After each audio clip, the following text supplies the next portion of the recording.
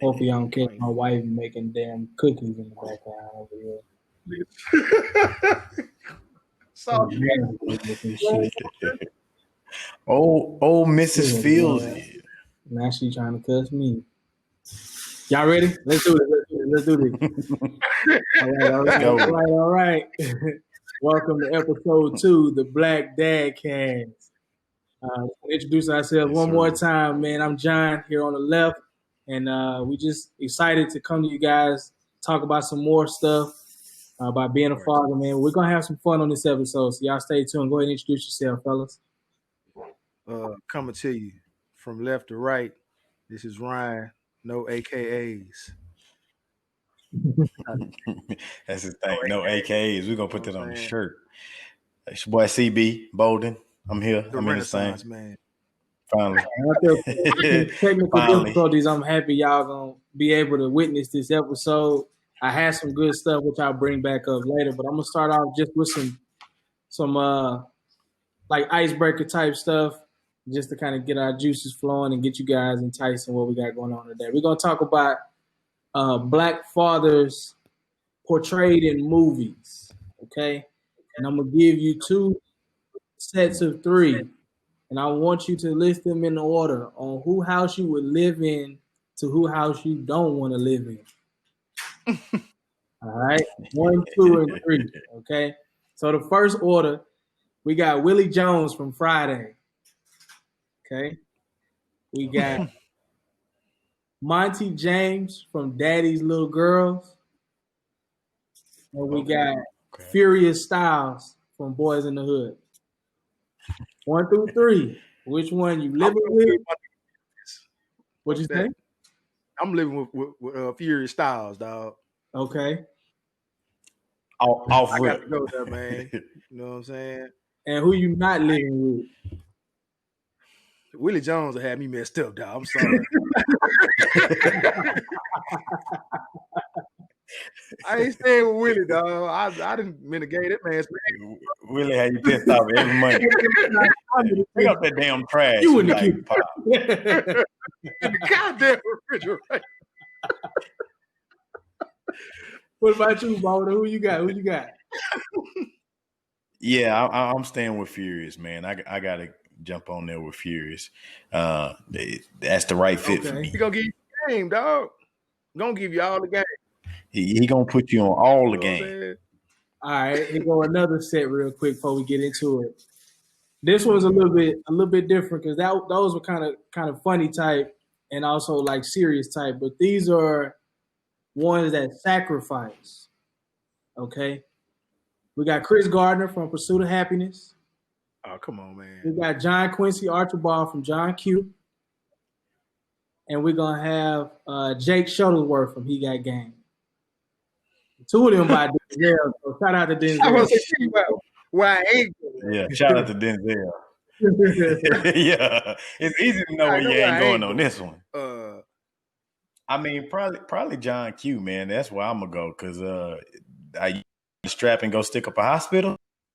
Yeah, I want that to be my daddy. Yeah. You mean?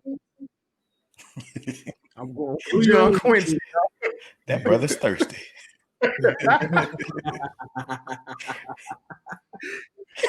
Now, who you ain't living with? Jake, nigga. Yeah. We probably won't Jake got too many vices, bro. Hey, he pushed you to the back. He got the best shot, you know. I'm not staying with Jake. Nah, Jake got too many vices for me. I might pick up on them vices. I don't want to pick up on them vices. What Chris Gardner did, though, man, that took a lot, man. For an entrepreneur mind and wanting to do the best, be the best, he sacrificed a lot. So shout out to that man too, man, for real.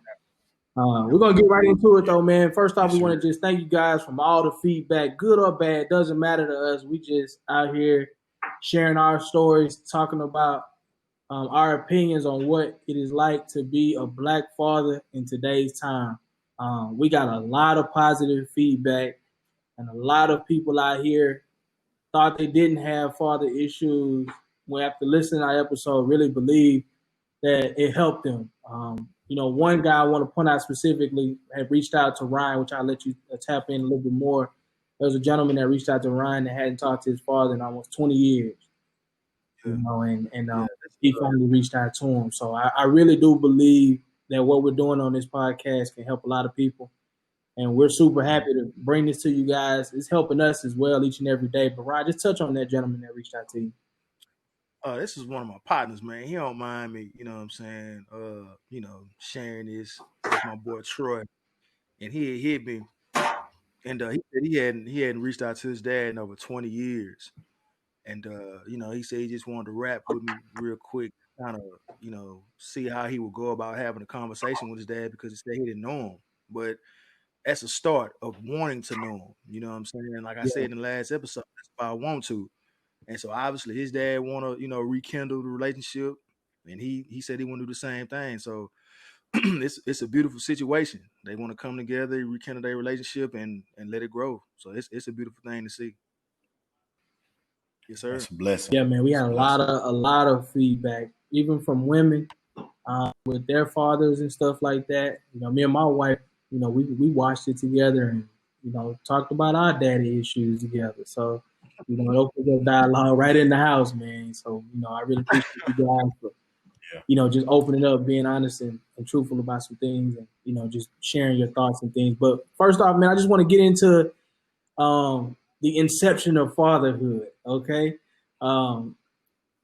we all have sons. The moment you found out you were going to be a father, what was the first thing that went through your head in that moment?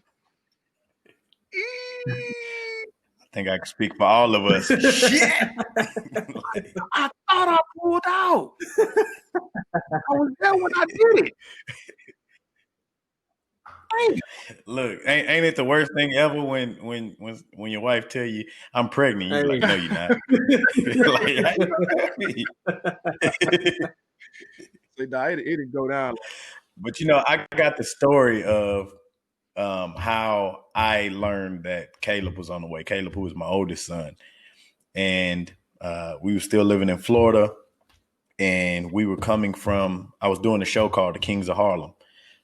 Excellent show down in Florida that we did. Won 4 Carbonell Awards. Amazing show. So we was coming from the last show, and I remember it like it was yesterday, January 29th. And she was like, how would you feel about, being a father? Talking all that stuff that we normally talk about. And then she was like, I think, now I'm driving, mind you. She said, I'm pregnant. There was a CVS like 76 feet away. I've never crossed 3 lanes of traffic so fast. Boy, I fast and the furious into the CVS parking lot. I was like, what? Oh no, we gotta go get this test. And January just seems to be a bad month for me because I found out my second son was coming in January as well. So if y'all see me sad in January, yeah, you see me sad in January, you know why. January is what you're doing. It'd be cold outside. Oh man! But yeah, it was a dramatic feeling, man. Like your world turned upside down. Damn. What about you, Ryan? Say all that, man. Shit, man. Make it sound like it was. It's life changing. But I was laying down in the bed, man, on my phone doing something, and my wife came and she had put the pregnancy test on my stomach. I looked at it, and I had to look at the little legend, you know what I'm saying? Pregnant, not pregnant, you know what I'm saying? So I'm like, oh, okay. Hey, we got a little one on the way. It wasn't nothing crazy. Like, it was like, oh, I can't believe this. I thought I pulled out last. Like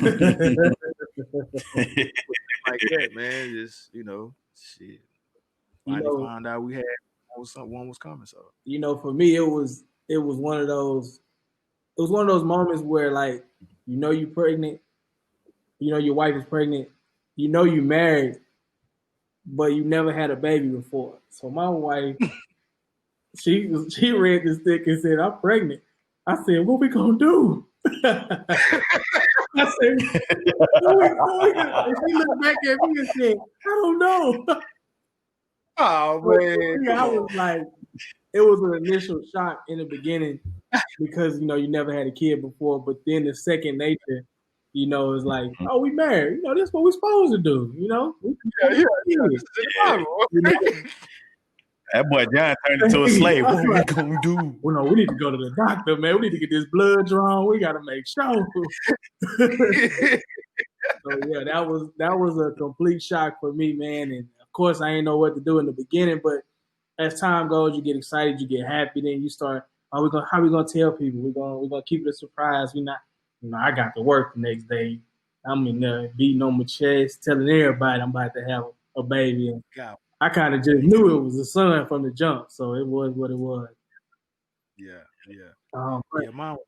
Yeah, it's a different feeling, man. Like you are experiencing something that, you knew you was gonna get to it at one point. Whenever you got married, you knew you was gonna get to it, but then it gets there, and you're like, oh snap! It's like playing in that big championship game. Like you worked hard to get to that point. But then you get to that point, you're nervous, your fingers tingling, you like, knees weak, arms sweaty, vomit on the sweat already. Arms spaghetti. You know what I'm saying? You gotta buckle up, and I think it's really a testament to those who step up to that challenge and say, all right, we're gonna take this bull by the horns, and we're gonna make the best out of whatever situation, no matter what trauma I'm going through. I know what I gotta provide for my child. Right. Yeah, man, it was the same for me, man. Like once you realize, and that was like the dream for me. Like I wanted to have a boy first. You know what I'm saying? And shit, I found out we was having them. Like okay, that first initial reaction is like, ooh. But then you settle in. Like, all right, man, I'm excited. So now I'm a music head. So I'm gonna put them on all the songs, on all the records, all the game. It does shit. Yeah, just turned the excitement from there, man. The possibilities of how we gonna do this. So that's how it was for me.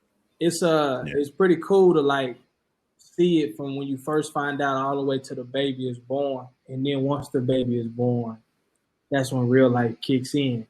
So just to revert back to all those guys that are out there that don't have kids, that aspire to be a father, or married with the with the baby on the way, whatever the circumstance is, man, it's gonna be y'all gonna make it. It's gonna be all right, man. And it's a scary feeling in the beginning because you don't want to fail, and that's the biggest thing. But everything gonna be all right as you go. As each and every time you learning different things with your kid, but then you also learn what kind of parent you are. So my question to you, Ryan, what kind of parent are you? Meaning, are you a day-by-day parent? You on-the-fly parent? Or are you like one of those, we got to put this on the schedule.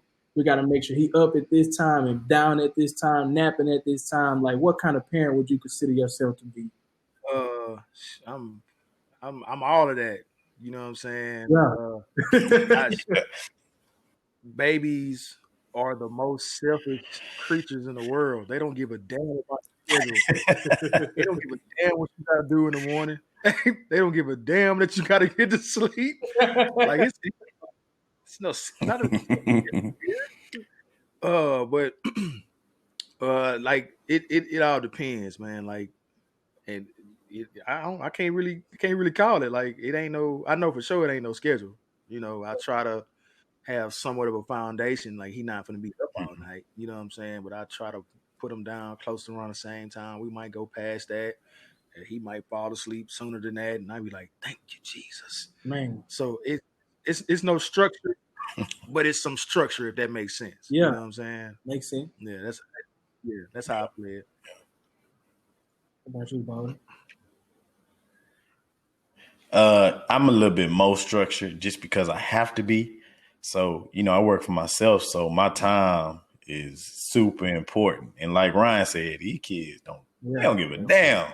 Son, I gotta wake up at 6 a.m. So, like, that's just how they are. And my wife works nights, so it's very important that when I get them from school, we get them fed, we get them in the tub, and I get him in the bed by like 7:38, so that way I can get the rest of my work done. Well, because he gonna wake up early. he gonna be at the side of the bed at 6 a.m. talking about I want waffles and Apple Jacks. Like, so I need to make sure I get him down.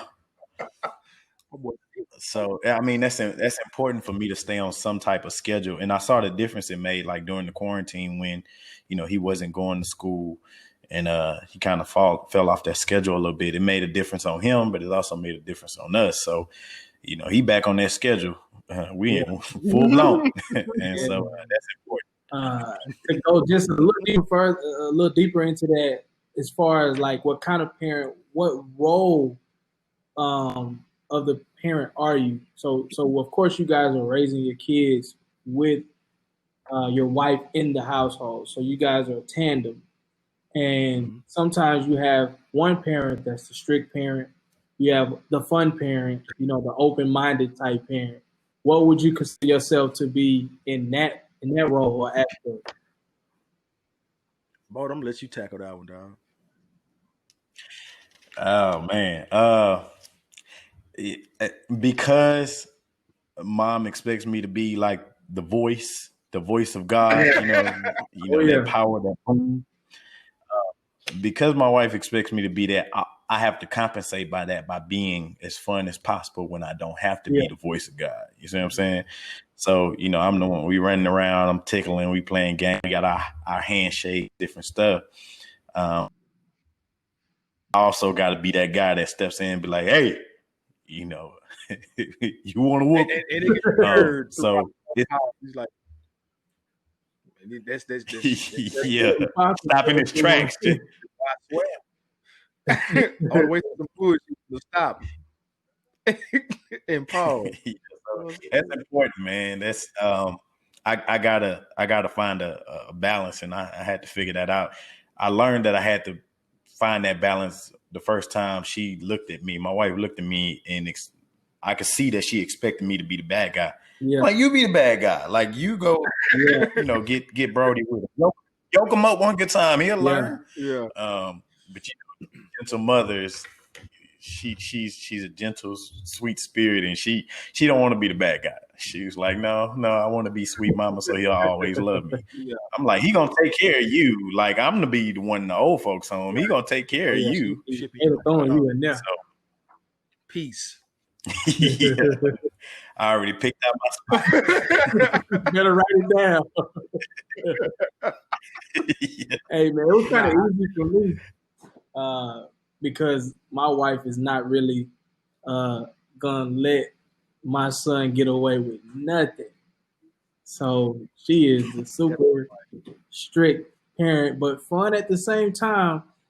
But she's more strict than me, so that allows me to be the fun guy. As soon as I hit the door, my son's ready to play.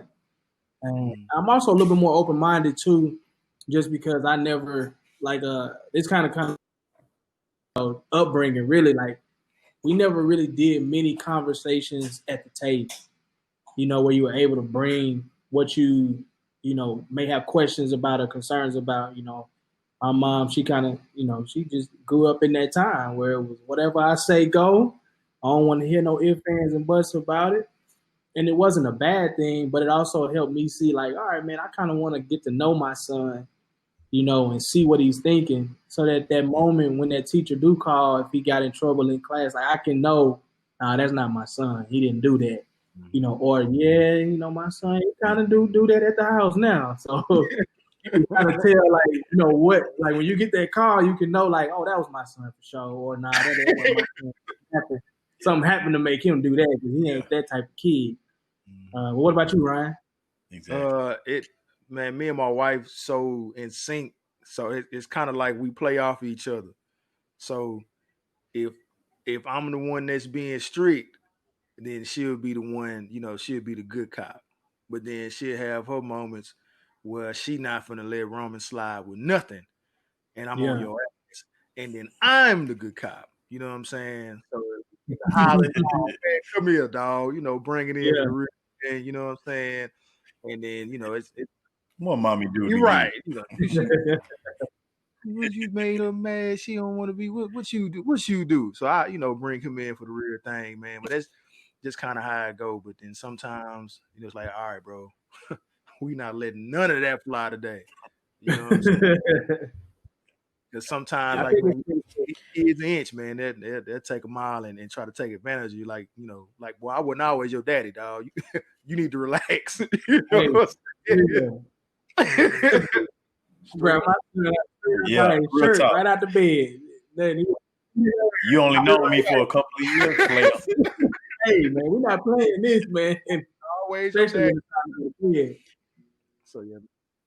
But you know what's crazy? It's like kids, like you said, kids will take advantage of that. So even earlier today, Whitley was putting Caleb down for a nap. And he likes for us to sit next to him while he's falling asleep. Can you sit down? And so he put his hand out so she could hold his hand. And he knows he can get over on mom because she's more loving, right?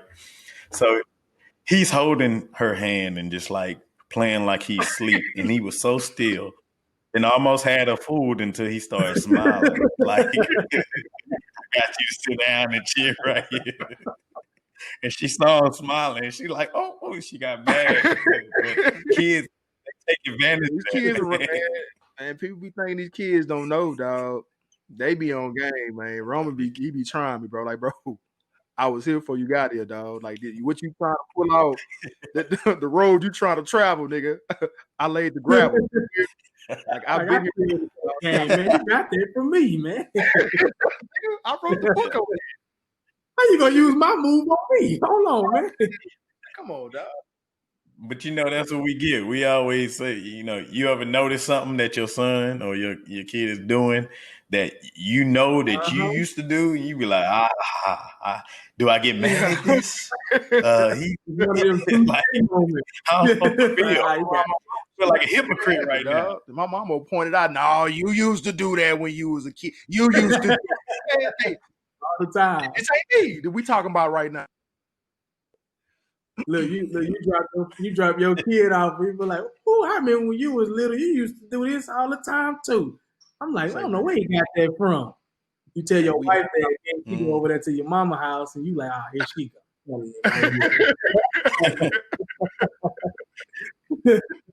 Yeah, Chris did that too. You used to do that all the time.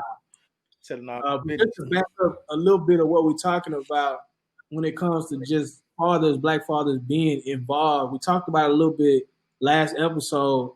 70% of black fathers, according to blackdemographics.com, are involved in their kids' lives. That's whether they're in the home or not, period.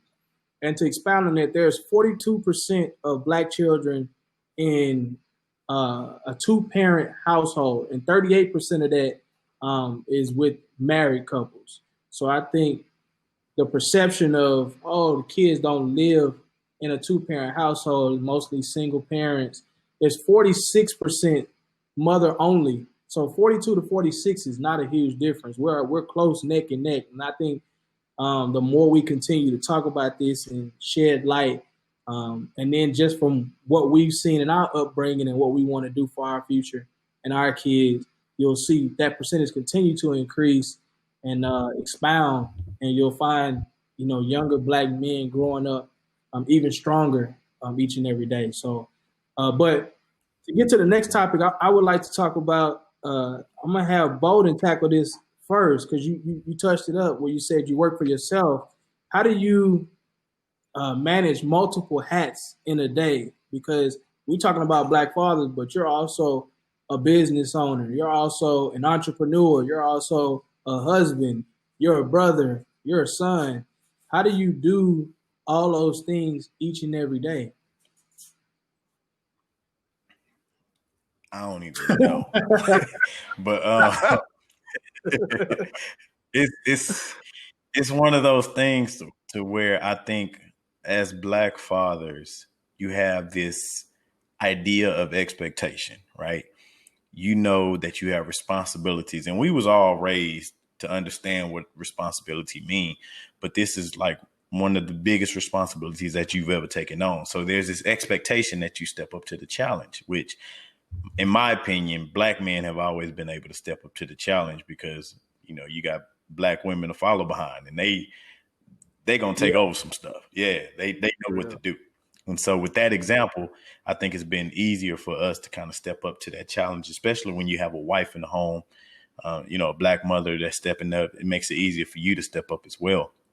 And then once you just start to, get the low hanging fruit, and then you find a little groove that you can get yourself in. And like I said, that scheduling piece helps, because I figured out, hey, if I can get him to bed early, I can, do my work during the day, get home, be family man, and then get my work done again.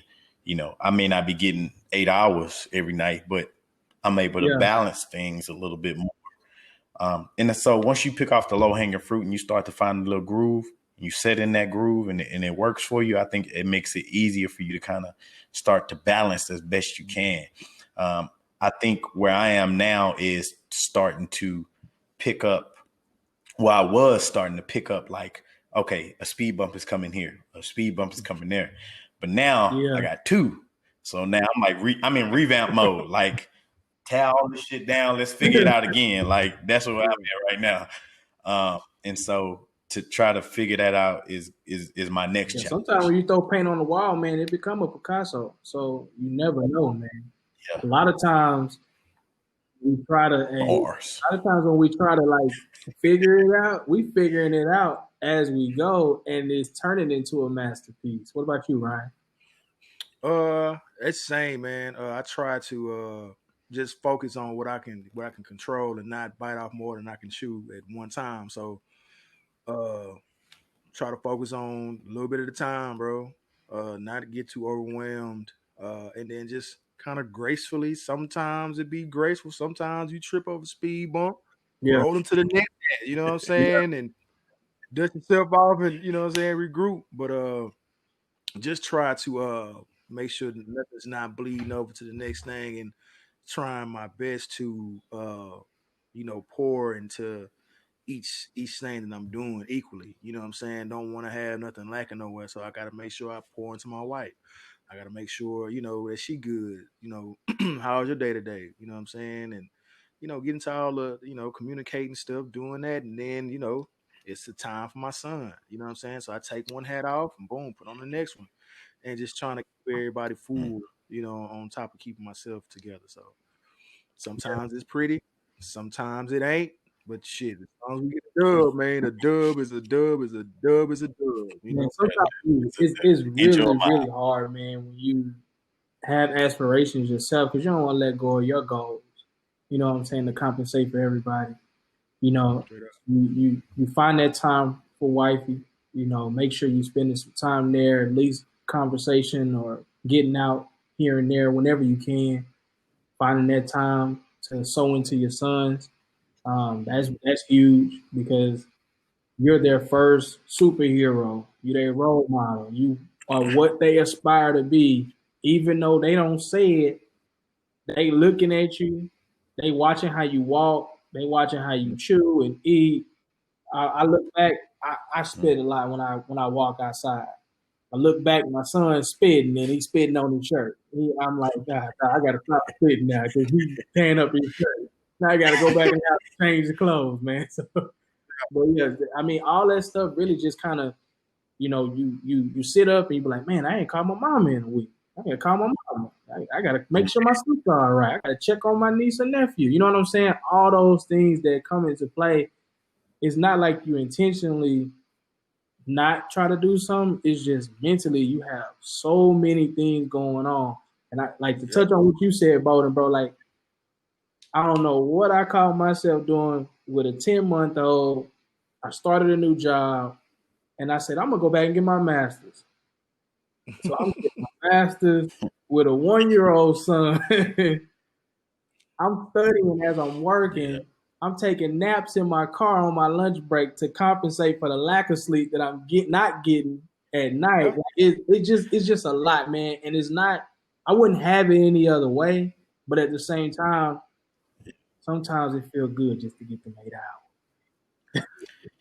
Man, it feels amazing, especially when you find a groove. And, part of that groove was us finding, because we was killing ourselves. Because at first, Caleb didn't go to daycare until he was a year old.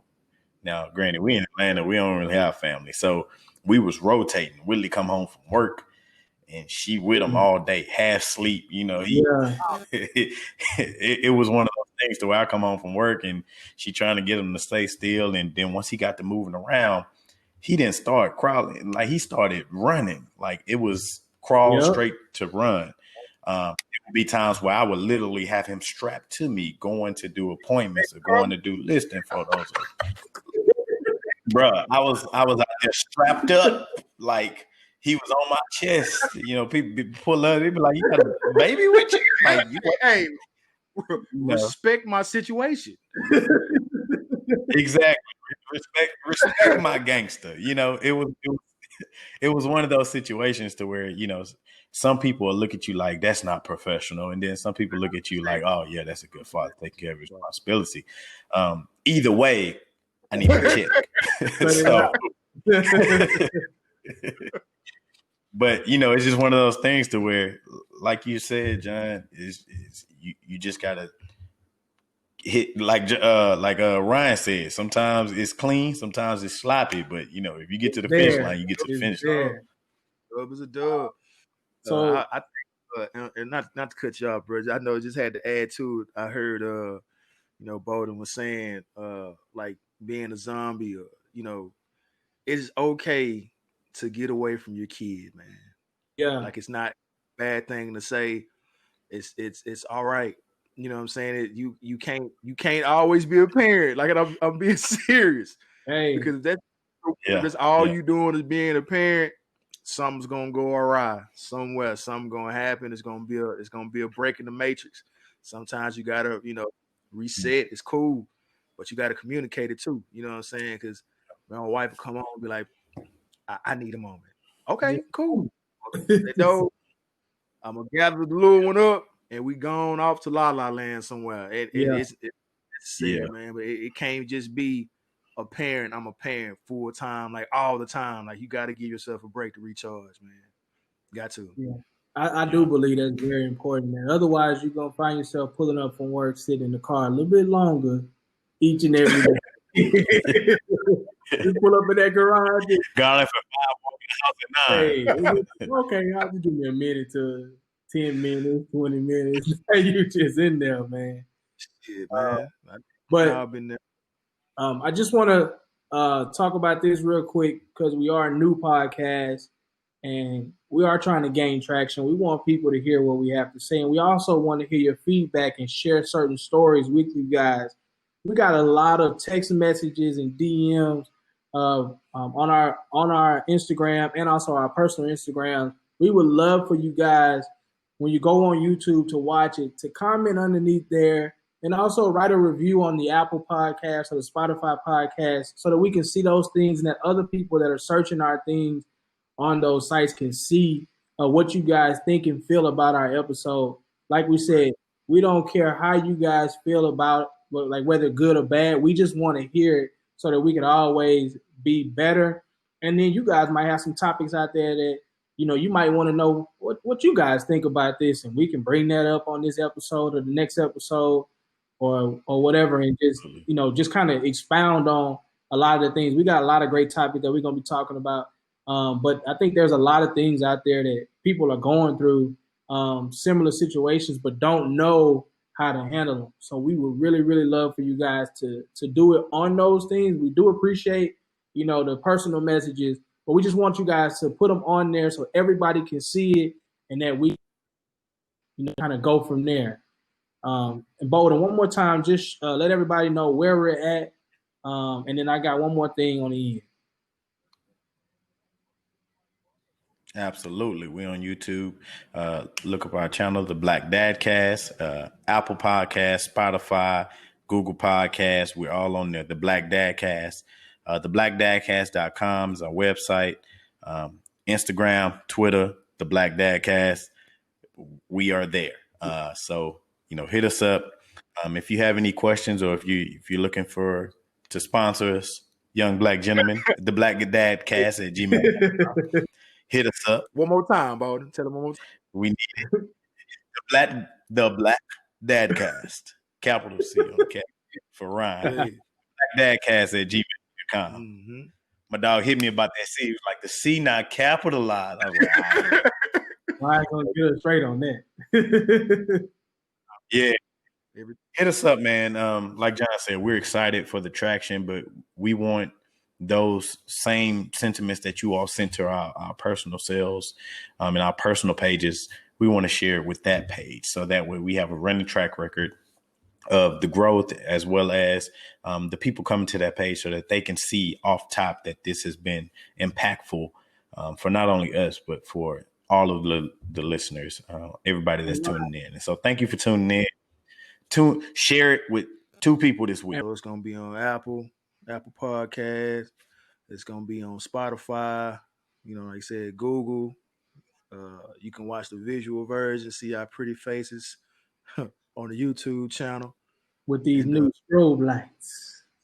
Yeah, I had laptop was getting low, but man, episode by episode, we getting better and better. So just keep riding the wave with us. But we need y'all to follow instructions. Just help us out. Every Monday before noon, we will be posting on our Instagrams and our Twitter, on our personal pages, and also the Black DadCast. Y'all make sure you guys follow us on the Black DadCast Instagram. Before we get out of here, I want to touch one more thing. Black Dad sitcoms. We talked about this off air. We're going to bring it on air. And I want to hear you guys' Mount Rushmore of Black Dad sitcoms.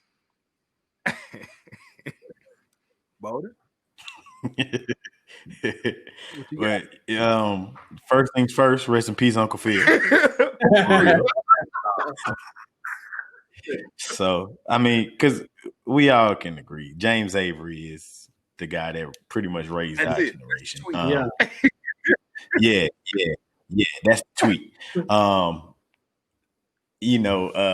I grew up watching a lot of Family Matters.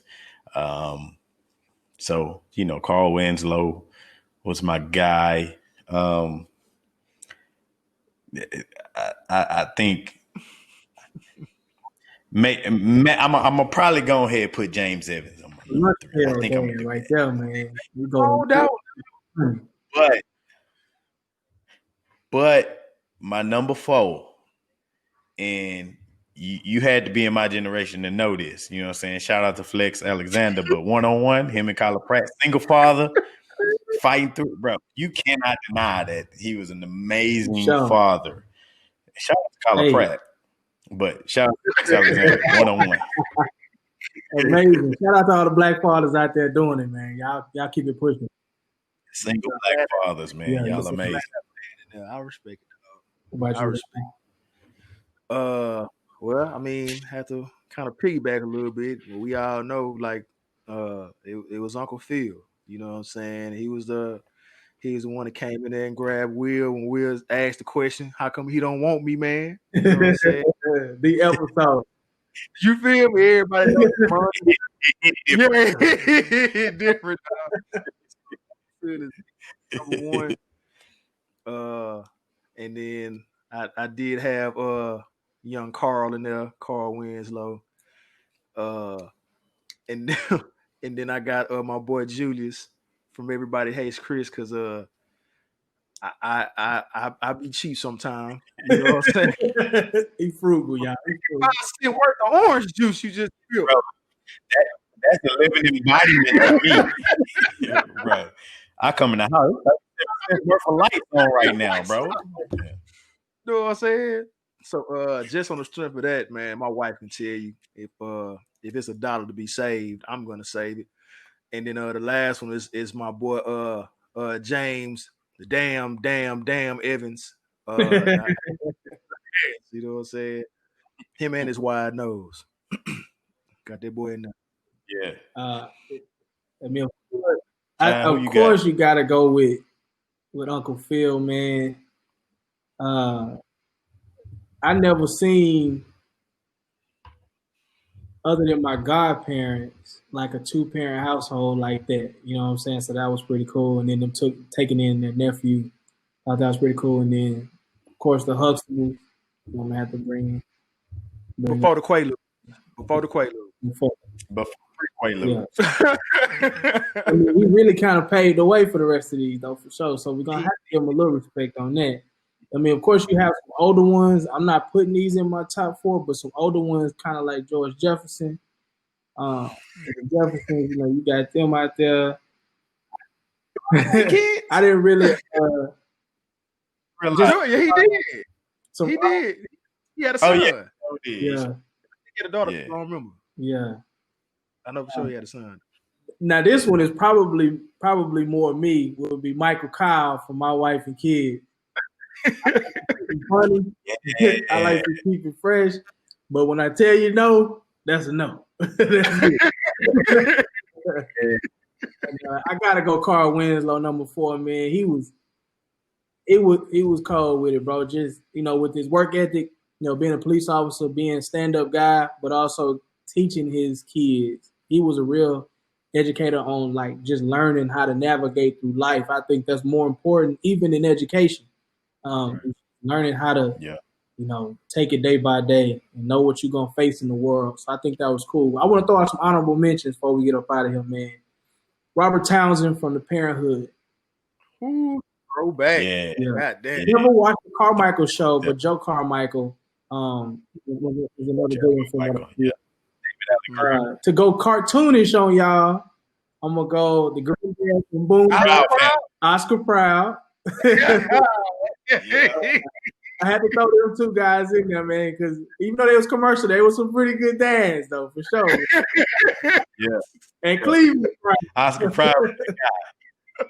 Yeah, so Cleveland Brown. But you know what? We got to throw in. We didn't throw in. The Wayne's bros. So you had to. Pop. Bang. He go another one. And then Anthony. He go another one for you, Bowden. Ray Campbell from Sister.